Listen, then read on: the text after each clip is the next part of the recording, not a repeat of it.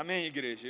Eu estive nesse final de semana com jovens lá no acampamento da Federação de Mocidade, ouvindo boa pregação, com o reverendo Emílio, o reverendo Diogo, o reverendo Gustavo, e quando a gente ouve boa pregação, a gente fica com vontade de pregar. E nós vamos agora pregar e ouvir. 2 Coríntios, capítulo 12, versículos 1 a 13. 2 Coríntios, capítulo 12, versículos 1 a 13.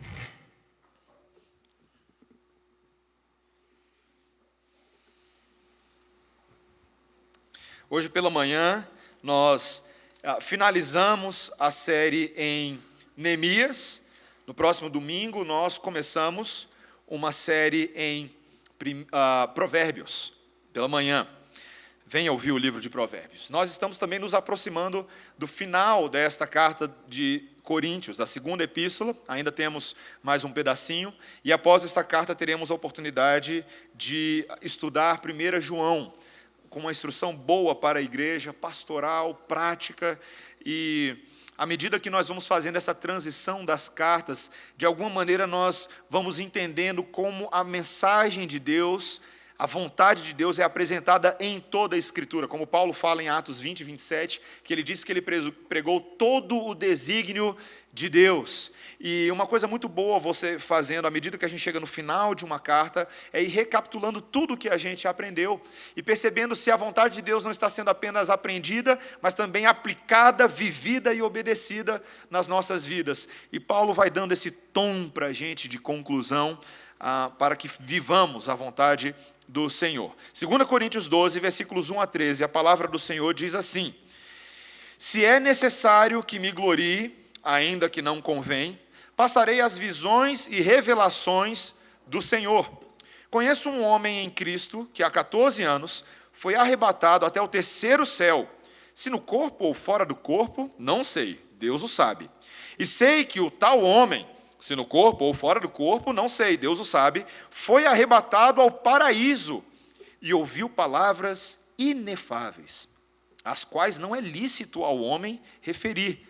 De tal coisa me gloriarei, não porém de mim mesmo, salvo nas minhas fraquezas. Pois se eu vier a gloriar-me, não serei nécio, porque direi a verdade, mas abstenho-me, para que ninguém se preocupe comigo mais do que em mim vê ou de mim ouve. E para que não me ensoberbecesse com a grandeza das revelações, foi-me posto um espinho na carne, mensageiro de Satanás, para me esbofetear, a fim de que não me exalte. Por causa disso, 3 vezes pedi ao Senhor que o afastasse de mim. Então ele me disse: a minha graça te basta, porque o poder se aperfeiçoa na fraqueza. De boa vontade, pois, mais me gloriarei nas fraquezas, para que sobre mim repouse o poder de Cristo. Pelo que sinto prazer nas fraquezas, nas injúrias, nas necessidades, nas perseguições, nas angústias, por amor de Cristo. Porque quando sou fraco, então é que sou forte. Tenho me tornado insensato, a isto me constrangestes. Eu devia ter sido louvado por vós, porquanto em nada fui inferior a esses tais apóstolos, ainda que nada sou. Pois as credenciais do apostolado foram apresentadas no meio de vós com toda a persistência, por sinais, prodígios e poderes miraculosos. Porque em que tendes vós sido inferiores às demais igrejas, senão neste fato de não vos ter sido pesado? Perdoai-me esta injustiça. Esta é a palavra do Senhor. Vamos orar, irmãos. Senhor Deus, nós estamos diante deste famoso texto do apóstolo Paulo, com o qual talvez nos achemos já um tanto familiarizados, mas, Senhor, nós te louvamos, porque o Evangelho nunca é tão familiar a ponto de não nos trazer algo novo, de não nos trazer confrontação, de não nos trazer instrução boa, profunda, detalhada, necessária a uma vida santa. E, Senhor, aqui estamos nós, com o coração aberto, disposto a ouvi-lo. Opera a grandeza da tua revelação sobrenatural em nós, pelo Espírito Santo de Deus, é o que pedimos em nome de Jesus. Amém. Já andou de montanha-russa? Fiquei sabendo que vai ter aí no futuro talvez um parque com montanha-russa em Brasília, é o que dizem por aí, uma dessas montanhas-russas de filme da Disney. Andar de montanha-russa pela primeira vez, se você ainda não fez isso, permita-me elucidá-lo com palavras, é uma experiência extremamente assustadora, emocionante, cheia de suspense e adrenalina. Imagine que é a sua primeira vez, volta aí no tempo, é a sua primeira vez andando de montanha-russa. Você senta e vem alguém e trava você no banco. Não foi você que fez, alguém te travou. O cinto desceu de cima, ou veio uma barra de lado. Começa o seu terror, não é verdade? As pessoas ao redor começam a fazer comentários animados, excitados. Alguns que já foram da última vez falam assim que é emocionante. E quando você menos percebe, os pelinhos atrás do pescoço começam a ficar agitados. E aí começa aquele passeio lento, pelo menos no início dele, a ascensão que nunca termina. Seus ouvidos são hipnotizados pelo barulho da engrenagem que faz parece muito herói. E aquilo prende a sua atenção, prende a sua respiração. Quando você chega lá em cima, você consegue ver o parque todinho lá de cima e você se pergunta, o que eu estou fazendo aqui? E aquele silêncio dá espaço a um estrondo e a gravidade puxa o carro para baixo com toda a força e aí você não lembra de mais nada. É uma gritaria louca, todo mundo gritando simultaneamente, você desesperado pela sua própria vida. E é um monte de volta, você fecha os olhos, mas você sente o seu corpo chacoalhando da esquerda para a direita, fazendo loop para um lado, fazendo loop para o outro. E no final você chega, desacelera, seu cérebro ainda está tentando arranjar uma vaga para estacionar. E quando você começa a pensar o que aconteceu, você fica amaldiçoando ali os russos que inventaram essa porcaria. Mas você vira para o lado e fala, vamos de novo. Meus irmãos, montanha-russa é uma experiência tão assustadora, só não é tão assustadora quanto a vida cristã. Porque a vida cristã, meus irmãos, é uma montanha-russa da mais alta qualidade. E ela é exatamente assim, parece que nós todos estamos dentro do mesmo carrinho juntos, sendo chacoalhados por picos e vales, assustados, com medo, tentando processar tudo o que está acontecendo, e de vez em quando meio que amaldiçoando o Criador por botar a gente no meio dessa bagunça. Gente, há muitas pessoas que são cristãs, mas quando elas começam a perceber a falta de estabilidade da sua vida, elas questionam a sabedoria e questionam o planejamento daquele que nos colocou nessa situação. Talvez até questionam se ele existe, se o mundo talvez não seja uma série de eventos aleatórios que não tem um grande significado por cima deles, e nós estamos tentando nos virar, se agarrando nesse negócio chamado cristianismo, para ver se dá certo. Sabe, meus irmãos, o chacoalhar da vida pode chacoalhar a nossa fé também. Mas esse texto nos fala de um arquiteto que sim projetou uma montanha-russa da vida cristã, mas não para você simplesmente ficar com medo, mas para você aprender algo que você não aprenderia de outra forma. Nos vales, nos picos e vales dessa montanha-russa, nós estamos aprendendo sobre Deus, com Deus, em Deus, algo sobre nós mesmos, sobre o que significa sermos mais parecidos com o Senhor, vivermos na dependência do Senhor e assim realmente glorificá-lo no meio desse projeto que parece tão diferente. Meus irmãos, a vida cristã é assim.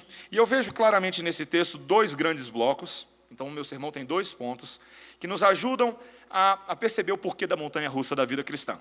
O primeiro ponto é o pico e o segundo ponto é o vale, tá bom? O primeiro é a função desses picos extraordinários, que tem uma função de encorajar a gente com uma modéstia equilibrada.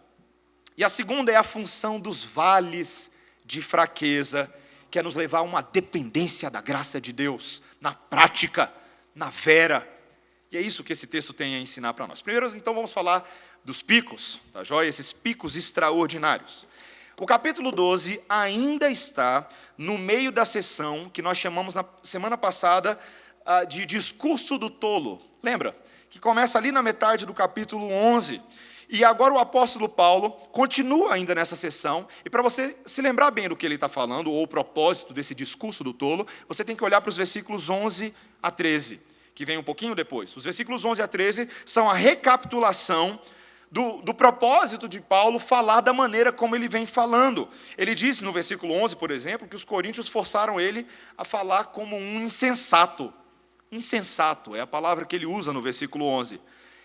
Ou seja, em vez deste apóstolo ser elogiado e bem recomendado por essa igreja, ele teve que se defender perante as calúnias levantadas pelos autoproclamados apóstolos que estavam lá no meio da igreja e estavam fazendo a cabeça dos coríntios. Essa é, em grande parte, a motivação da segunda epístola aos coríntios. Então, Paulo, a partir desse momento, está dizendo, olha, embora eu não seja ninguém, eu sou apenas um nada, mas eu não posso ser relegado à segunda classe comparado com essas supostas celebridades aí que estão fazendo a cabeça de vocês. Eu sou um verdadeiro emissário de Cristo.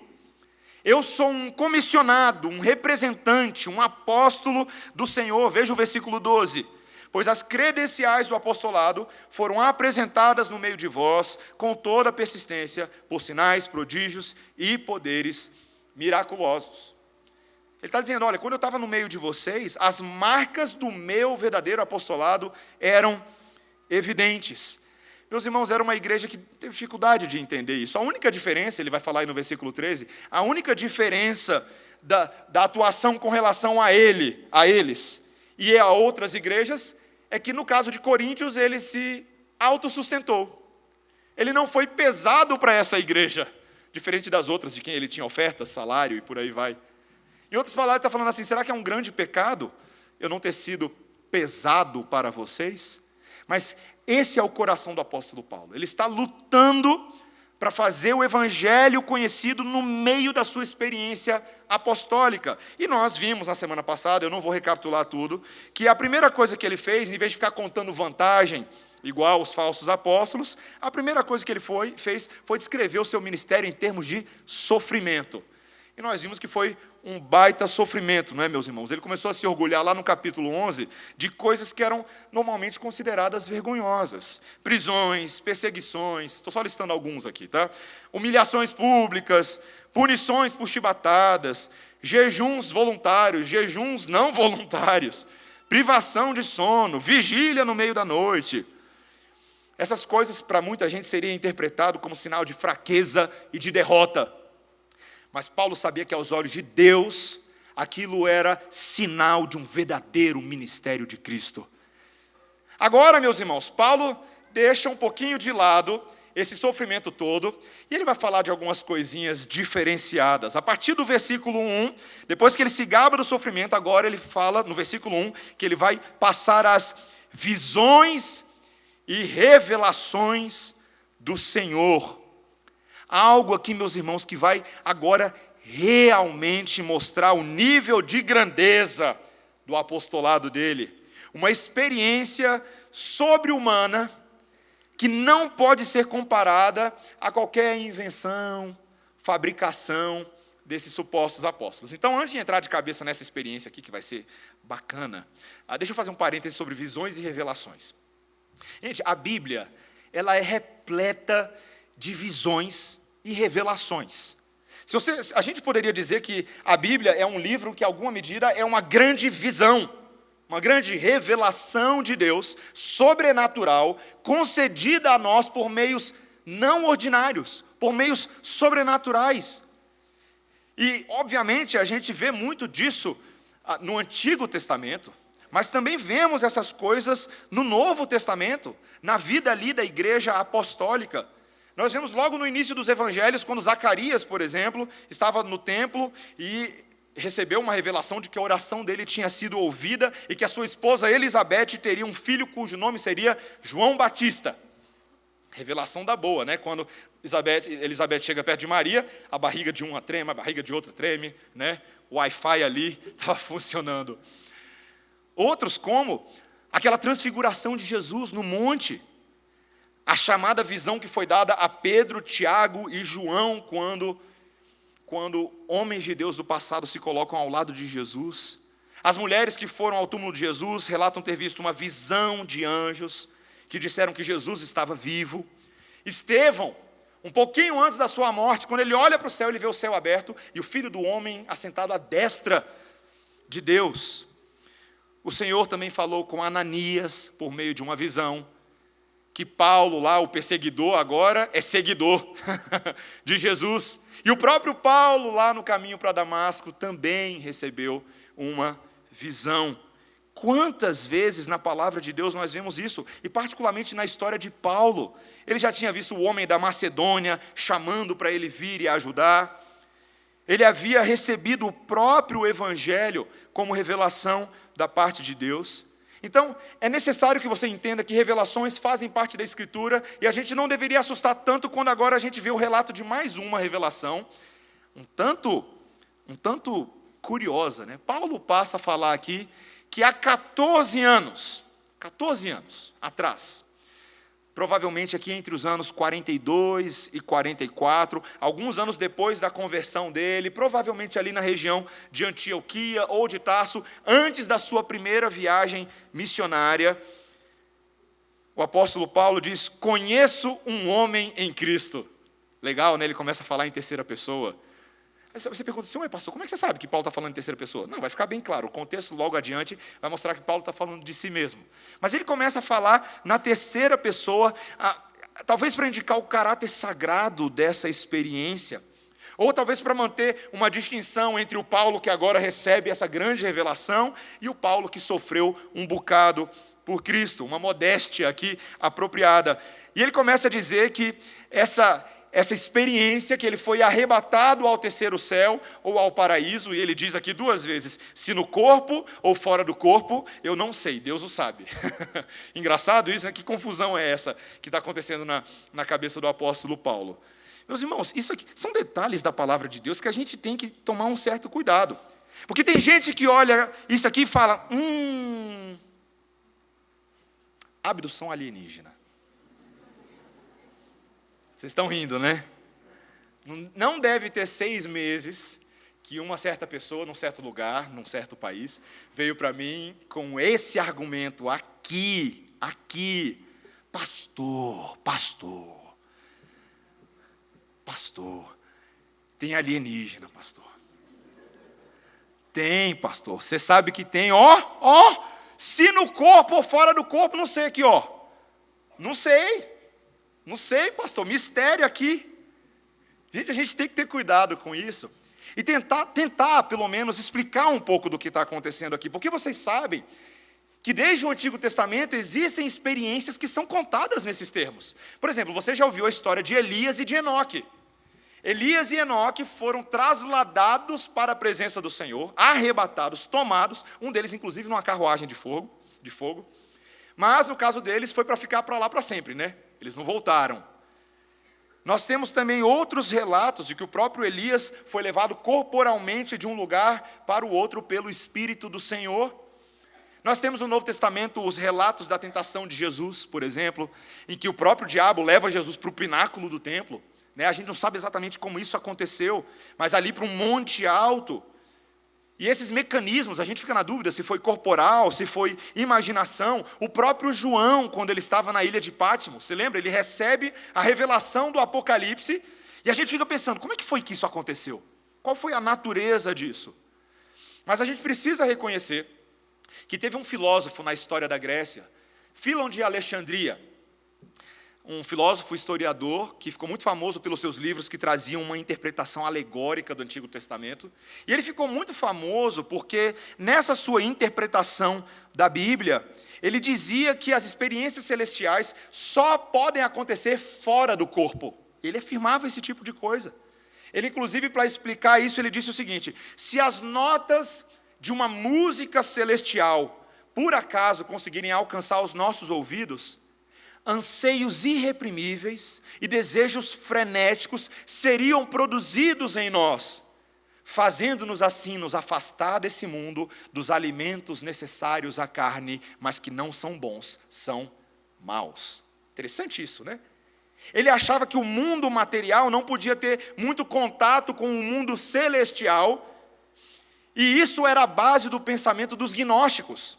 Os gnósticos eram aqueles que diziam que o mundo material é mau, é ruim, e o mundo celestial é bom, ou seja, os dois não se tocam. Para você ter acesso àquele, você tem que largar esse aqui. Então você tem que fugir do seu corpo. A sua alma, que é pura, que é inocente, tem que se encontrar com Deus e ser aperfeiçoada. Mas, meus irmãos, a Bíblia não afirma isso. A Bíblia não afirma a maldade inerente da criação. Pelo contrário, ela afirma a bondade de Deus no mundo material. Ainda que sim corrompido pelo pecado, aquilo que Deus criou é bom. Então a Bíblia rejeita essa ideia de que para se ter uma experiência elevada, uma experiência sobrenatural, e nesse caso a experiência de Paulo, ele teria que estar fora do corpo dele. E é por isso que ele diz, se no corpo ou fora do corpo eu não sei, mas poderia ter sido no corpo. Esse é o ponto. Mas ele diz, meus irmãos, que ele foi arrebatado, o versículo 2 usa a expressão, ao terceiro céu. E no versículo 4 ele usa a expressão paraíso. O que quer dizer isso, meus irmãos? O que quer dizer isso? Havia entre os contemporâneos de Paulo várias visões diferentes sobre o que era o céu. Se você pegar uma literatura helenística do primeiro século e judaica, você vai ver que existiam variações da quantidade de céus que existiam. Alguns achavam que tinham 3 céus, outros achavam que tinham 5 céus, outros achavam que tinham 7 céus. Interessante, né? Com gradações diferentes. E os judeus se baseavam muito talvez em alguns escritos do Antigo Testamento, onde, por exemplo, Salomão, lá em 1 Reis, capítulo 8, faz uma oração na qual ele eleva a sua voz ao céu dos céus, ou literalmente o mais alto dos céus. E talvez tenha gerado uma confusão na cabeça dos judeus, de que houvessem vários níveis de céus diferentes, e que quando você morrer, vamos ver para qual nível de céu você vai, né? Se você vai para o melhor ou para o piorzinho, que é um fusquinha lá e não vale muita coisa. Então, meus irmãos, a gente tem que ter cuidado com isso. Essa é outra ideia que a gente tem que consertar. A Bíblia não fica falando de gradações de céu. Quando ela fala assim, ela está simplesmente fazendo uma distinção entre a atmosfera, onde, enfim, os pássaros podem ser vistos voando, a área mais alta, geralmente ali onde o sol, a lua, as estrelas se encontram, e esse reino invisível, aonde Deus habita, que a Bíblia utiliza a linguagem sim de céu, mas não simplesmente para apontar para cima, mas para apontar para aquilo que transcende o mundo ordinário, aquilo que não pode ser visto com os nossos olhos, mas que o apóstolo Paulo nesse momento ganhou um ticket especial e foi lá dar uma espiada para ver o que tinha do outro lado. E meus irmãos, o apóstolo Paulo, ele diz que coisas inefáveis foram vistas ali. Gente, honestamente, dá para ficar com inveja do apóstolo Paulo nesse momento, não dá? E ele diz que são coisas que ele não pode nem dizer. E que tentação nossa de ficar especulando nesse texto. Oh, tentação. O pastor Mateus podia ficar aqui 30 minutos tentando especular o que foi que o apóstolo Paulo viu. Mas ele não contou. Ele não contou. Meus irmãos, ele simplesmente disse que ele teve essa experiência com gostinho de quero mais. Sabe, antes de fazer qualquer outra maior aplicação, uma das coisas que eu e você precisamos nesse texto entender é que a grandeza da expectativa do paraíso deve nos fascinar, deve nos encorajar, deve criar vontade de roer as nossas unhas espirituais, para estarmos no encontro com Jesus, na presença com o Senhor. Sabe por que eu preciso falar isso, gente? Porque tem muitas pessoas, não poucas, me impressionei recentemente, que duvidam da realidade do céu.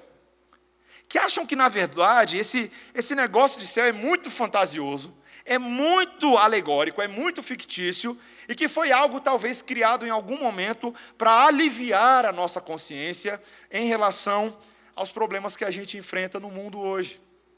Câncer, racionamento de água, queimadas que são culpa do presidente, problemas na economia, problemas na ONU, problemas do comunismo. E aí a gente fala, não, quer saber, esse mundo está muito difícil. A gente precisa de um céu no nosso coração. E aí a gente começa a ouvir esse discurso evangélico, coaching, que não tem nada a ver. O céu é no seu coração. O que você precisa é estar em paz consigo mesmo. Já ouviu, né? O céu é aqui, é agora. É onde você está. Para com isso, gente. Tem céu, sim. Você crê no céu? Deixa eu perguntar de novo, vocês não entendem. Vocês creem no céu? Sim. Amém, meus irmãos. Que bom que vocês creem no céu, porque o céu existe, meus irmãos. O céu é real.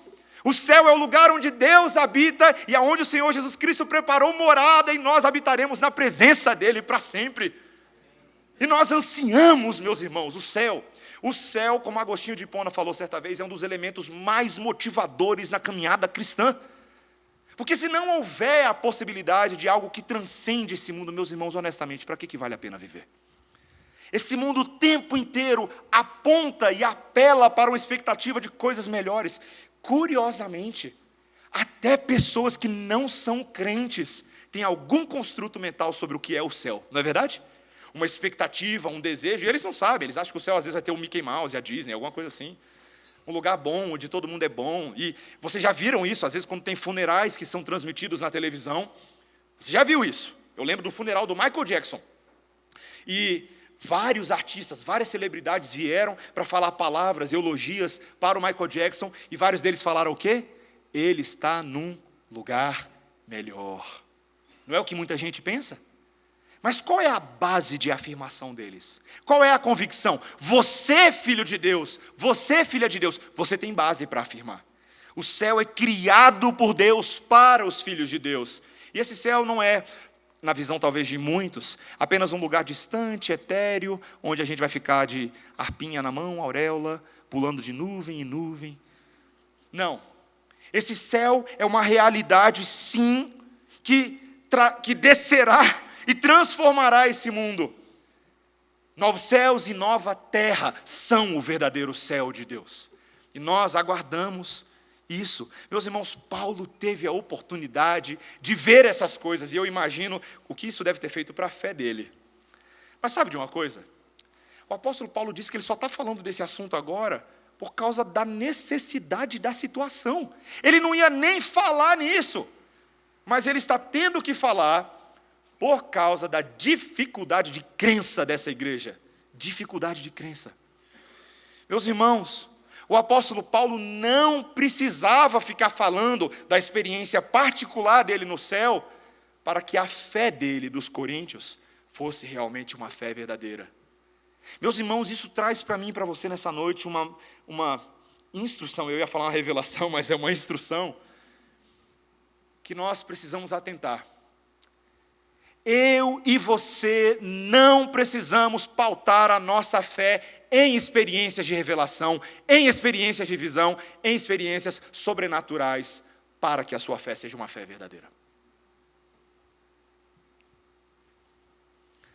Existe uma multidão de evangélicos no nosso Brasil hoje, que só consegue validar a sua experiência com Deus, se, e tão somente se, algo fora da curva acontecer, não é verdade?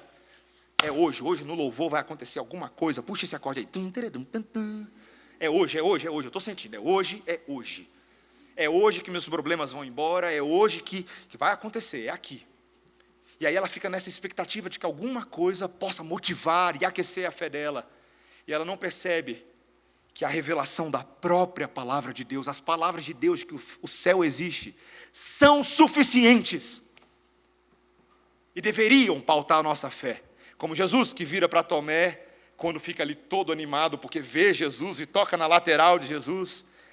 E Jesus fala, Tomé, você só acredita porque está tocando, né, Tomé? Bem-aventurados aqueles que não estão vendo e crerão. Porque a fé vem pelo ouvir, e o ouvir a palavra de Deus. É por isso, meus irmãos, que o culto cristão não precisa. A gente não precisa aqui, a gente não precisava disso. Não precisava. A gente tem, mas não precisava.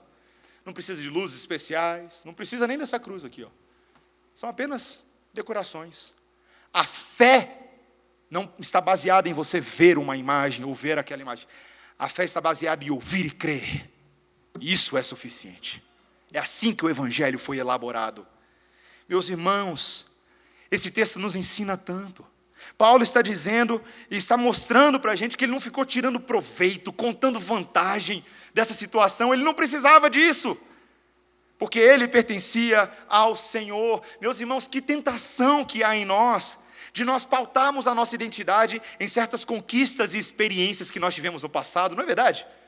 Quantos de nós, eu estou confessando meus pecados aqui também, porque eu sou meio assim, a gente vive às vezes uma espécie meio de nostalgia, de coisas grandiosas que aconteceram no passado, talvez certas experiências e momentos com Deus, né? E aqui eu digo sim, da experiência ordinária de todo cristão, aquelas experiências com o Espírito no dia a dia, que você era mais crente, que você acordava de madrugada e você orava, e você se alegrava e jejuava, e lia a palavra toda numa sentada, e nós ficamos vivendo do tanto que nós éramos crentes, e ficamos falando daquele crente do passado. Mas Paulo fala, eu não vou fazer isso, eu não vou ficar gabando do que aconteceu comigo no passado, como ele diz no versículo 6, veja comigo, pois se eu vier a gloriar-me, não serei nécio, porque direi a verdade, mas abstenho-me, para que ninguém se preocupe comigo mais do que em mim vê, ou de mim ouve. Agora, o Paulo de agora, não o Paulo do passado. Meus irmãos, que tendência pecaminosa do nosso coração viver de conquistas e de títulos e de experiências sobrenaturais. Talvez muitos de nós tenhamos nostalgia e saudade do momento em que a gente tinha mais poder espiritual, mais título, mais cargo. Aí, de repente, você mudou de igreja e as coisas mudaram e hoje você está meio brocochô porque você se acha menor. Mas quando as pessoas perguntam para você, você adora falar de tudo o que já aconteceu. Meus irmãos, a vida cristã é feita de grandes momentos, mas você está vivendo hoje.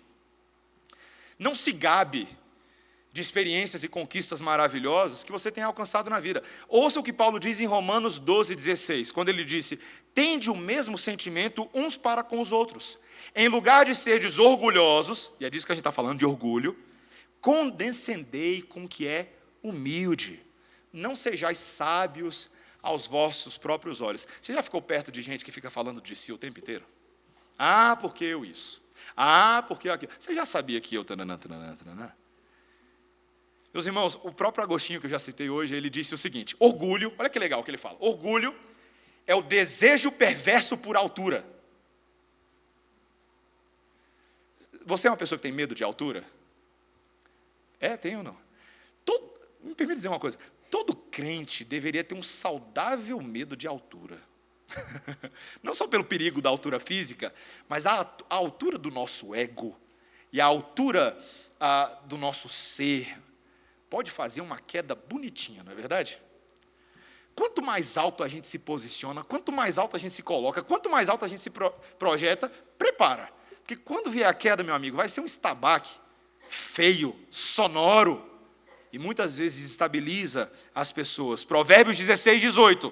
A soberba procede à ruína, e a altivez do espírito, à queda. Richard Newton, um teólogo que eu gosto bastante, ele contou uma historinha que eu achei bem interessante. Ele fala assim, deixe-me contar a história do orgulho em 3 pequenos capítulos. Primeiro capítulo, o começo do orgulho estava no céu. Segundo capítulo, a continuação do orgulho está na terra. Terceiro capítulo, o fim do orgulho está no inferno. E essa história mostra, meus irmãos, como o orgulho é totalmente inútil. Orgulhar-se de quê, meus irmãos? Orgulhar do seu berço de ouro? Orgulhar do seu emprego de ouro? Orgulhar-se de certas conquistas e habilidades que você tenha? É tudo graça de Deus, meus irmãos. É tudo graça de Deus. E é assim que Paulo sai dos grandes picos que nos encorajam modestamente para falar de vales de fraqueza e depender da graça. Esse é meu segundo e último ponto. Olha como agora Deus vai lidar com a soberba potencial de Paulo. Versículo 7. Veja o versículo 7 comigo. E para que não me ensoberbecesse com a grandeza das revelações, foi-me posto um espinho na carne, mensageiro de Satanás, para me esbofetear, a fim de que não me exalte. Um dos versículos mais famosos do Novo Testamento, meus irmãos. Está bem aqui, diante de nós, nessa noite. Vamos tentar dissecar? O que Paulo queria dizer com espinho na carne? Mensageiro de Satanás. A discussão em cima desse texto, meus irmãos, é muito contestada. E eu preciso trazer uma síntese brevíssima sobre as possibilidades propostas com mais frequência sobre a identidade desse espinho na carne. Alguns estudiosos dizem que esse espinho na carne talvez seria as lutas psicológicas internas do apóstolo Paulo. Esse que no próprio contexto vem descrevendo a tristeza que ele sentia por causa da perseguição, a tristeza por causa da incredulidade das pessoas. Ele disse no capítulo anterior que ele era um pastor que se preocupava diariamente com as suas igrejas e que isso pesava no seu coração. Então, alguns, talvez por contexto, entendem que ele está falando dessa luta interna, essa luta da sua mente. Outros interpretam que Paulo está falando aqui dos seus oponentes, esses homens que continuavam a persegui-lo. Isso faz um pouco de sentido, porque a palavra espinho, no Antigo Testamento, ela é frequentemente utilizada para descrever os inimigos do povo de Deus. Lá em Números 33, 55, Ezequiel 28, 24, você vai ver frequentemente que a palavra espinhos é utilizada para se referir aos inimigos de Israel. Então, essa é a segunda possibilidade de interpretação. A terceira possibilidade é que Paulo aqui estivesse falando de algum tipo de aflição física. E nós sabemos que o apóstolo Paulo é um homem que teve o seu corpo muito aflito por doenças. Possivelmente, talvez, fortes enxaquecas, como ele reclama, o povo da enxaqueca aí já se identificou. Apóstolo Paulo. Febre de malária, que ele descreve num certo texto em Atos, que aparentemente ele teve isso. Ou mesmo, e talvez o mais provável, uma falta de visão. Lá em Gálatas capítulo 4, versículos 23 a 25, ele diz que quando ele foi recebido entre os Gálatas, aquela igreja o acolheu a ponto de quase arrancar os seus próprios olhos e dar para ele. Talvez uma referência de que ele tivesse um problema severo nos olhos que pudesse beirar a cegueira. E aqui a quarta interpretação é que talvez Paulo estivesse sendo assediado por algum demônio, ou por alguma força demoníaca, então seria a palavra mensageiro de Satanás. Meus irmãos, então qual é a posição certa? Eu não sei exatamente, eu confesso para os irmãos. Adoraria saber, ter essa revelação do Espírito Santo, mas eu não tenho. Nós não temos. Minha posição é que seria realmente uma enfermidade física, porque a palavra espinhos na carne faz uma alusão muito física ao apóstolo Paulo. Talvez esse problema de visão dele. Mas uma coisa a gente precisa saber desse texto é que este é um mensageiro de Satanás.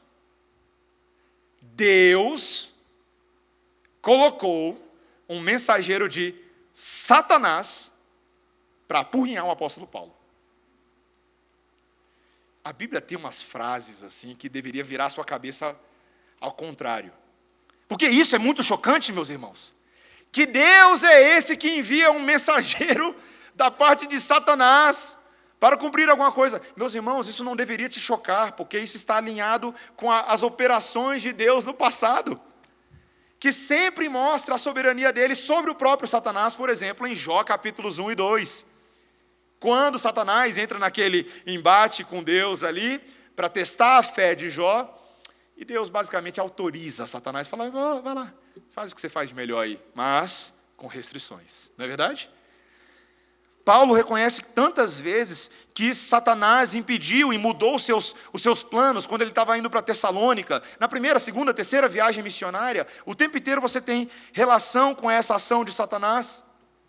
Mas o que nós sabemos é que Deus é soberano, inclusive para governar sobre as ações dos mensageiros das trevas. Meus irmãos, isso já deveria começar a trazer um certo alívio ao seu coração. Mas a coisa fica mais complicada, porque Paulo está com esse espinho, e o versículo 8 nos diz, por causa disso, 3 vezes pedi ao Senhor que o afastasse de mim. Então ele me disse, a minha graça te basta. A resposta parece tão poética de Deus, mas em outras palavras ele disse, não. Deus, tira de mim, a minha graça te basta. Não era a resposta que eu queria, Deus.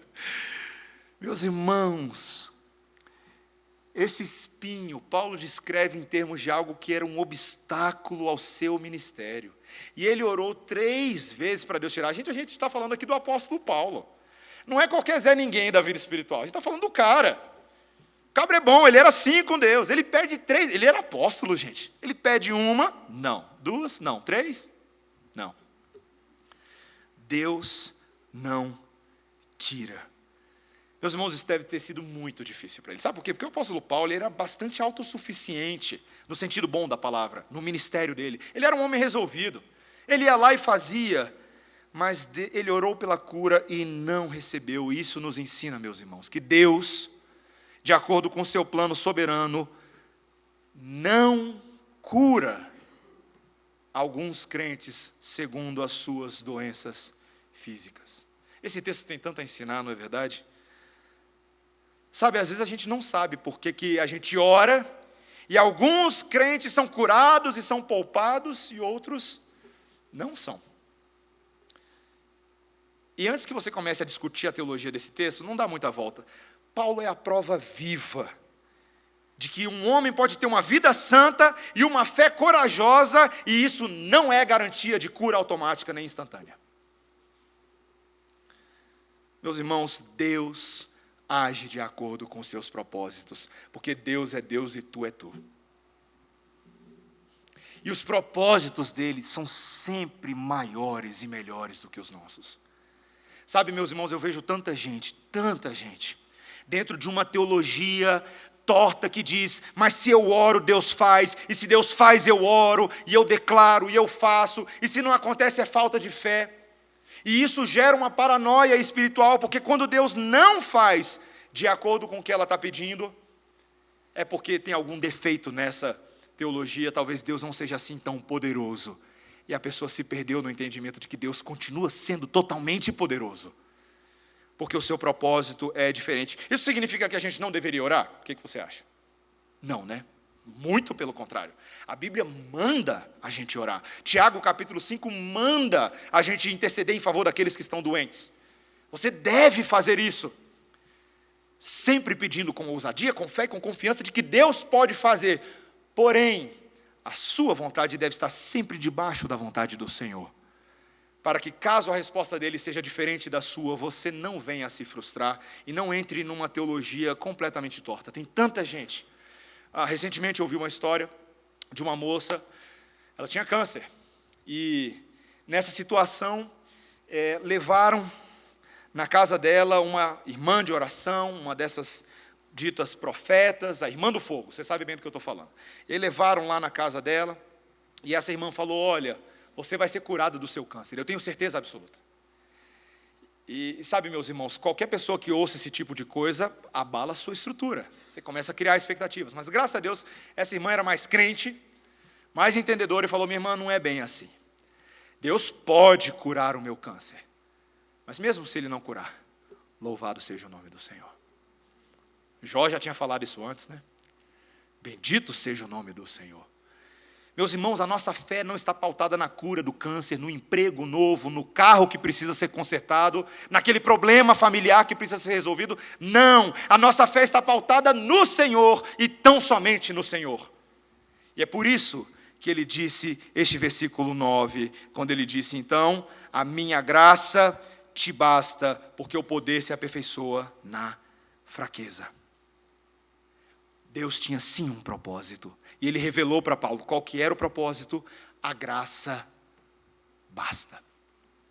Meus irmãos, tem tanta gente que não entende a graça do Senhor. E acha que a graça é muito pouquinho diante daquilo que a gente gostaria. Meus irmãos, a graça não é muito pouquinho. A graça é tudinho que nós precisamos. A graça é absolutamente tudo. Meus irmãos, eu e você só estamos aqui hoje por causa da graça. A graça é o que vem acompanhando toda a história da humanidade e nos trazendo até esse momento. É pela graça que Deus criou todas as coisas e te criou. É pela graça que Deus se revelou a você como Deus criador de todas as coisas. É pela graça que Deus te criou e te botou na melhor casa do mundo. Esse mundo maravilhoso com esse sol seco de Brasília. É pela graça que nós temos a água, o alimento, o barulho do pássaro. É pela graça que as cores dos peixes nos fascinam e a criatividade dos seres abismais fazem a gente rir do senso de humor de Deus. É pela graça que as sociedades se estruturam, que os governos funcionam, que a sabedoria para governar, para reger, para pagar, para cultivar, para plantar existe. É pela graça, meus irmãos, que mesmo quando a gente pisou na jaca, Ele resolveu o nosso problema. É pela graça que a maior exibição do amor do Deus triuno aconteceu na cruz do Calvário. É pela graça que um homem inocente, o Deus Todo-Poderoso encarnado, andou entre os homens. Nós vimos a sua glória, glória como do unigênito do Pai, sem pecado.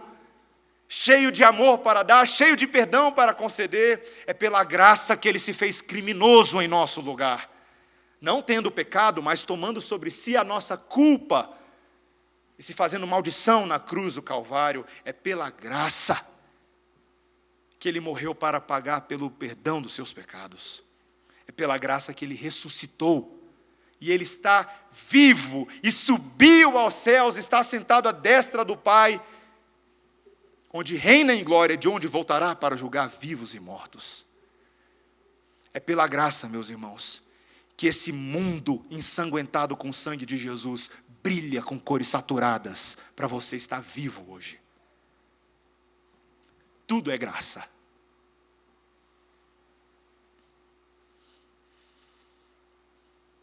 A primeira profissão do mundo a ter aprendido sobre isso foram os engraxates. Sola gratia.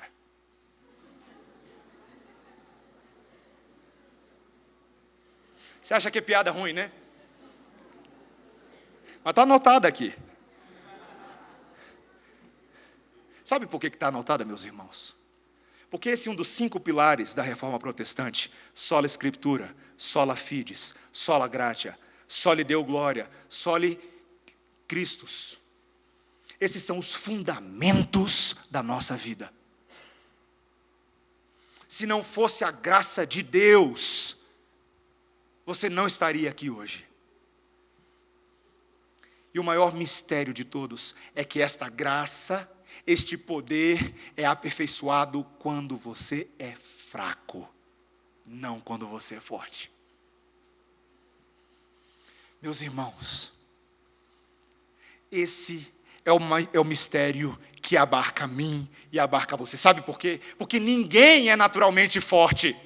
Ninguém é naturalmente bom, ninguém é naturalmente maravilhoso. Todos somos pecadores e decaímos da glória e da graça de Deus. Porém, aonde havia abundado o pecado, superabundou a graça e alcançou os fracos, como eu e você. Essa lógica invertida do mundo. O mundo diz: seja forte, você é bom, você é valente. Mas o nome disso é auto-engano, meus irmãos. Ninguém é forte, ninguém é bom, ninguém é valente. Nós somos fracos. Meus irmãos, a graça de Deus se aperfeiçoa na nossa fraqueza. Ele diz no versículo 9, segunda parte: de boa vontade, pois, mais me gloriarei nas fraquezas, para que sobre mim repouse o poder de Cristo. Pelo que sinto prazer nas fraquezas, nas injúrias, nas necessidades, nas perseguições, nas angústias, por amor de Cristo. Porque quando sou fraco, então que sou forte. Meus irmãos, a graça de Deus no sofrimento é o que nos torna fortes. É o que produz um caráter mais forte, mais humildade. É o que nos torna capazes de nos empatizarmos com a dor do nosso próximo. E embora, meus irmãos, Deus não tenha removido essa aflição de Paulo, Ele garantiu que demonstraria o seu poder em Paulo. Poder! Isso é tão diferente. Isso, meus irmãos, é o que nos dá coragem e esperança. Quando eu e você reconhecemos as nossas limitações, é nesse momento que nós dependemos mais de Deus para a nossa eficácia. A gente depende mais dele do que da nossa própria energia, do nosso esforço, do nosso talento. As nossas limitações são o veículo pelo qual o caráter de Jesus pode ser formado em nós. E é o que aprofunda a nossa adoração. Porque quando a gente admite essas coisas, nós admitimos a força de Deus. Eu ouvi uma história uma vez que um funcionário do governo da Índia estava envolvido no trabalho de irrigação no seu país, e ao fazer o mapeamento, ele descobre um campo, e ele procurou o proprietário daquele campo, e se ofereceu para fazer aquele campo virar um campo frutífero. Mas o proprietário, um tanto desenganado ao longo dos anos, virou para ele e disse: olha, você não precisa tentar fazer nada com o meu campo, porque ele é um campo estéril, ele não vai produzir nada. Então esse funcionário respondeu para ele: eu posso tornar o seu campo ricamente frutífero se ele estiver baixo o suficiente. O que ele queria dizer com isso? Que quando uma planície é mais baixa, ela é mais facilmente alagada e pode ser melhor irrigada do que terrenos altos. Quanto mais baixo, melhor. Encharca esse negócio aí para torná-lo frutífero. Meus irmãos, se eu e você estivermos dispostos a aceitar o conceito que Deus tem a nosso respeito, de acordo com a palavra de Deus, de que nós somos falíveis, nós somos fracos, nós somos infrutíferos, nós somos estéreis. Sabe de uma coisa? Isso é muito bom. Porque quanto mais baixo você for, mais alto Jesus pode ser. Ele pode fazer uma coisa nas planícies das nossas vidas que nós jamais poderíamos fazer com as nossas ferramentas. Quando a gente é muito forte em habilidades, quando a gente é muito forte em recursos, sabe qual que é a nossa tentação? Fazer a obra de Deus pela força do nosso braço. Não é verdade? Quantas vezes eu e você, ao longo da vida, a gente tenta fazer o que tem para fazer no nosso esforço, sem depender de Deus, sem orar, sem jejuar, sem pedir conselho para os mais sábios, sem se fazer humilde o suficiente para acatar os conselhos daqueles que te dão conselhos. E sabe o que a gente acaba acontecendo? A gente quebra a cara vez após vez. Mas experimenta inverter essa relação. Em vez de ser o altão, seja o baixinho da história. Permita com que o conselho, a sabedoria, os recursos de outros abençoem a sua vida. Meus irmãos, vocês vão ver um show da graça. E não é o programa de televisão que eu estou falando. Eu digo isso por experiência própria, meus irmãos. Eu ocupo a posição pastoral hoje na igreja. Os irmãos sabem muito bem que há uma tendência pecaminosa nos corações de achar que o pastor que está lá em cima do púlpito, ele vai resolver os nossos problemas. Eu não sou chapolim colorado, eu não tenho condições de fazer essas coisas, meus irmãos. Porém, muitas vezes quando eu estou na reunião do conselho, eu honestamente me acho a planície mais baixinha de todas. Quando eu ouço o que os meus caros presbíteros, meus irmãos têm a dizer a mim, muitas vezes eu reconsidero os meus caminhos, eu largo a cerviz dura do meu coração e passo a experimentar algo que eu não experimentaria de outra forma: transformação, mudança. Eles nem sabem o tanto que eles já abençoaram a minha vida dessa forma. Meus irmãos, quando as águas dos outros irrigam os nossos terrenos, você começa a obter resultados maravilhosos, maravilhosos. De que forma Deus quer que você e eu sejamos fracos? Não intencionalmente fracos, como pecadores, passivos, ineficazes. Não. A vida já tem obstáculo demais para te enfraquecer. O que Deus quer é que quando esses obstáculos surgirem, eu e você dependamos do Senhor. Dependamos do Senhor. Meus irmãos, a fraqueza é palco para milagres da parte do Senhor que não podem ser contados. E louvado seja o Senhor, porque de vez em quando Ele não ouve as nossas orações, não é verdade? Ou Ele ouve, e não responde da forma como eu e você gostaríamos. Dizem que teve uma vez que uma pessoa ia passar um problema muito grande, e era um problema que a gente não tem como calcular. Terrível. Uma experiência difícil de colocar em palavras, meus irmãos. Poucos livros no mundo se atrevem a colocar em palavras a experiência desse homem. E num momento de maior dor, ele virou para aquele que podia mudar a sua situação, e ele disse: se possível, passa de mim esse cálice. Já imaginou se o cálice tivesse sido passado? Nós não estaríamos aqui hoje. Louvado seja Deus, porque o cálice não foi passado. Porque foi feita a vontade soberana de Deus, e não talvez algum anseio passageiro humano.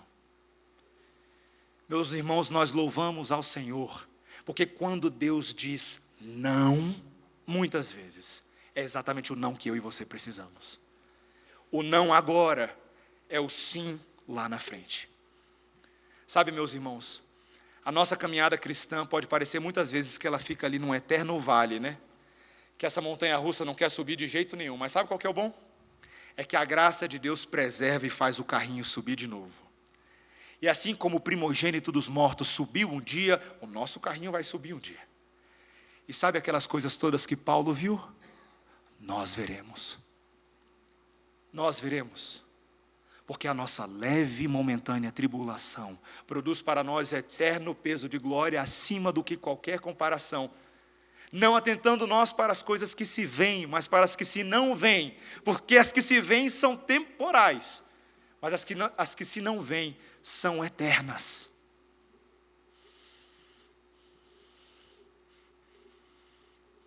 Você quer ver o que tem do outro lado? Você quer ou não quer? Aguenta mais um pouquinho. O carrinho está subindo. E os nossos ouvidos podem ser, nesse momento, hipnotizados pela engrenagem do Espírito Santo, nos santificando dia após dia, em todas as circunstâncias. A graça do Senhor vai prevalecer, apesar de você. Deus é bom, porque aquilo que Ele promete, Ele cumpre. E nós veremos o nosso Salvador face a face. Que isso seja motivo de encorajamento para nós, meus irmãos. Nós agora vamos partilhar dessa mesa. Nessa mesa tem cálice e tem vinho. Cálice que você não teve que tomar num primeiro momento. Cálice que Ele tomou, para que a ira não fosse sobre você, fosse sobre Ele. E para que nós fôssemos renovados na graça do Senhor hoje à noite. Amém? Vamos orar. Senhor Deus, nós te louvamos, Senhor, porque a montanha russa das nossas vidas terminará em pico e não em vale, Senhor.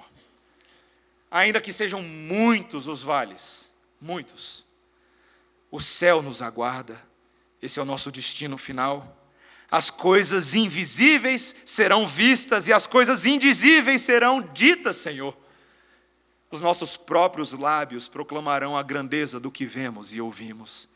Senhor, e nós te louvamos, porque o Senhor Jesus Cristo, aquele que nos aguarda de braços abertos e voltará para nos resgatar, é Ele mesmo quem foi o primogênito dos mortos.